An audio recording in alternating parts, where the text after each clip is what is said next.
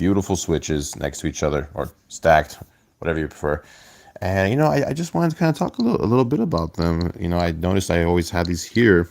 Well, I have these two. This one's my girlfriend's, but I'm trying to remod it currently. That damn update button got us once again. They're so relentless with that. But anyway, so I got these three switches here today, and I just want to review them all and talk a little bit about the small and subtle differences in case anyone really is wondering which one should I get. So I actually just got this OLED about 2 weeks ago for a really great deal. Did not even pay cash, just a nice trade. And yeah, I haven't really played much with it, just a little bit of Smash Bros. Since he actually gave me a copy of that as well. And one main thing I really just noticed was the screen right off the bat, right? Because that's the main reason. I mean, it's in the name OLED. But other than that, and just the dock in the back, it's much more flexible and it's bigger, so it covers more width, more distance. What's the word? Covers more space and all that.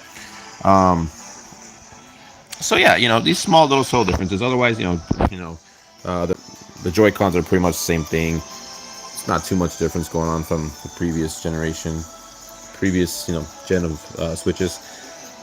But yeah, the screen kind of pops a little bit more. The colors pop out. It's a little bit more vivid and nice. The screen is a little bit like longer, like the dimensions, so it goes closer to the edge of the screen. The Switch kind of has this big black spot. It's much thicker. It's definitely more noticeable when compared side by side. So that's another big difference, I guess, or little difference, whatever you prefer.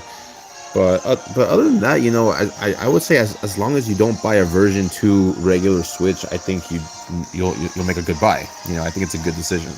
The reason I say that is because you can't mod the version 2, at least not very easily. It's gonna probably involve like a hard mod, soldering inside, or even adding a special microchip, whatever.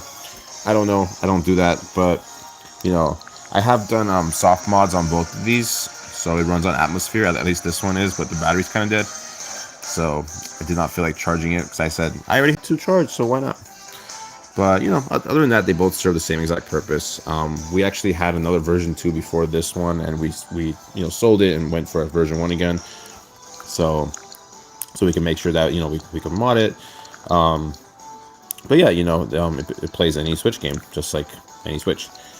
But if you are considering a Lite, I would probably stay away from it just because you can't even change the Joy-Con. So if it breaks, it breaks.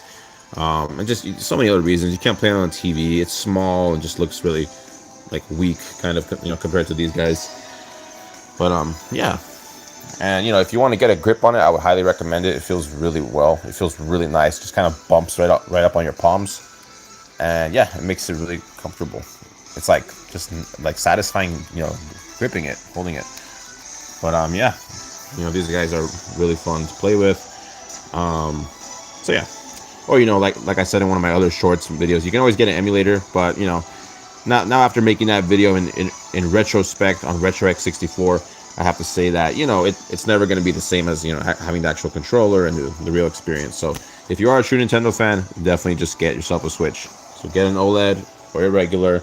It doesn't make too much of a difference, especially if you're going to mainly play on TV. Then it really doesn't make any difference, because then you don't even need to use Joy-Cons. You can just buy Switch controllers, or you can use GameCube adapters like how I do.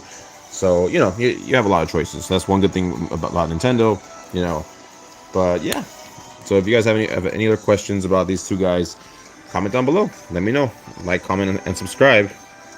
And as always, I'll be back soon. So stay tuned, guys.